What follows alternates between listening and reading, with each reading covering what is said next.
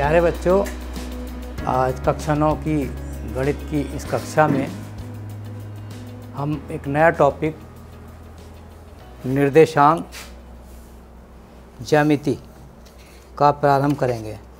ये अध्याय 3 है।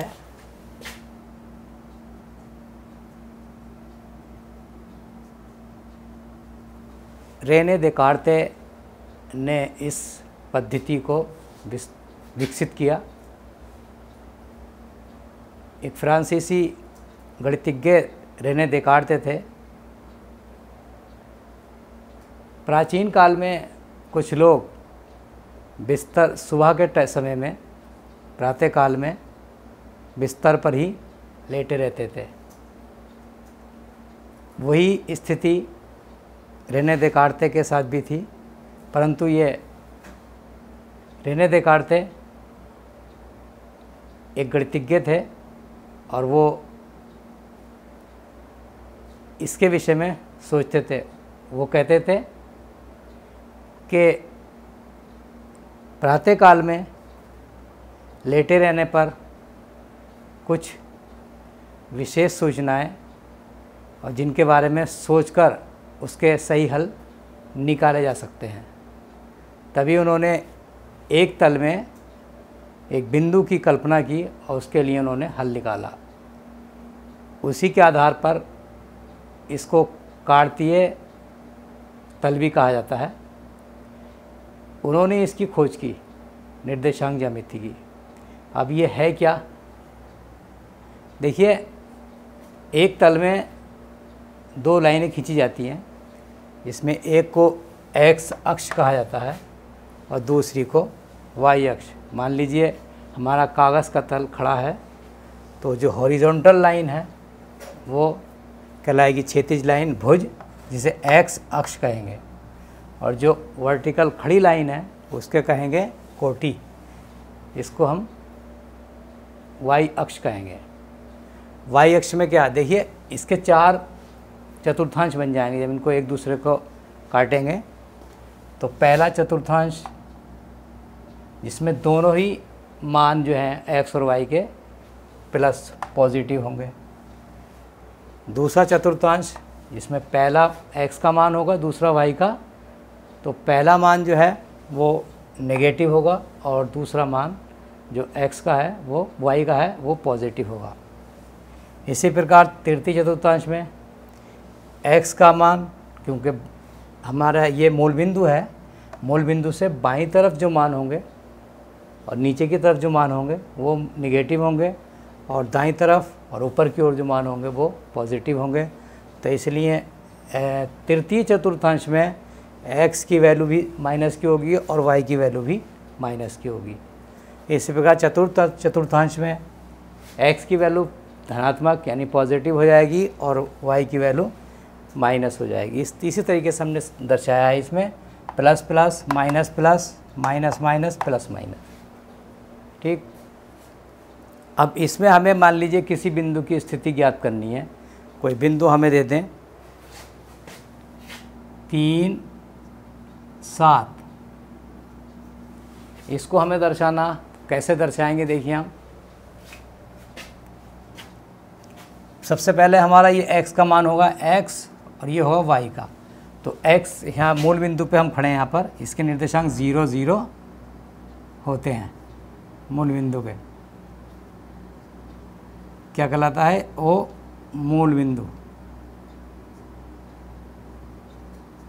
अब क्या होगा, देखिए पहला मान 3 है x की वैल्यू, तो 1, 2, 3, इसी सीध में हम 7 मान ऊपर चलेंगे, तो ये हो जाएगा 1, 2, 3, 4, 5, 6, 7। ये आपका हमारा बिंदु आ जाएगा 3,7। इसी प्रकार से कोई और बिंदु लेते हैं हम 4, -3,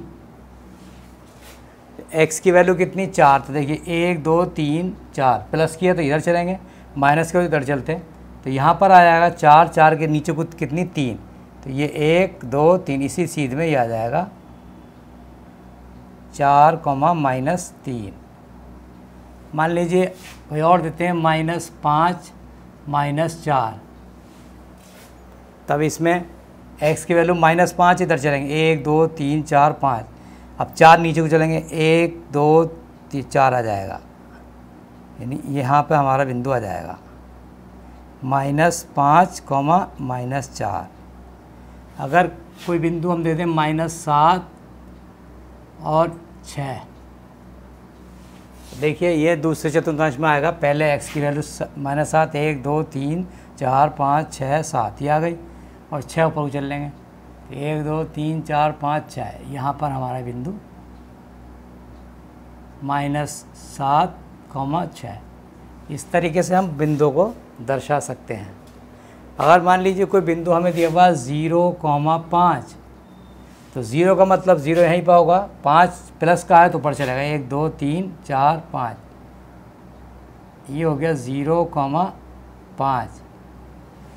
अगर हम ये कहें -4, 0, तो -4 1 2 3 4, 0 यहीं पर आएगा, तो ये -4,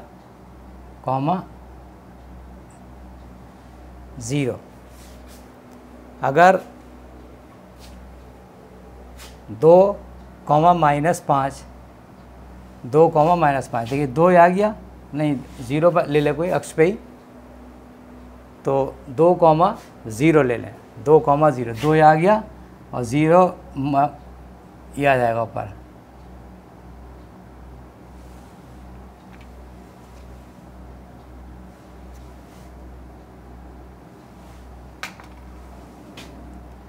एक 2, तो 2, 0 जाएगा, 2, 0। इस तरीके से हम बिंदुओं को निकाल सकते हैं। अब इसमें इसी के आधार पर प्रश्नावली 3.1 एक्सरसाइज 3.1 में पहला सवाल दिया हुआ है, एक अन्य व्यक्ति को आप अपने अध्ययन मेज पर रखे टेबल लैंप की स्थिति किस तरह बताएंगे। एक पहला सवाल है, एक अन्य, क्या करेंगे, लैंप को एक बिंदु मान लेंगे और बिंदु को, अब उस बिंदु की जो बड़ी कोर होगी मेज की उससे दूरी और जो छोटी कोर होगी उससे दूरी, उसको लिखकर निर्देशांक में बता देंगे। जैसे मान लीजिए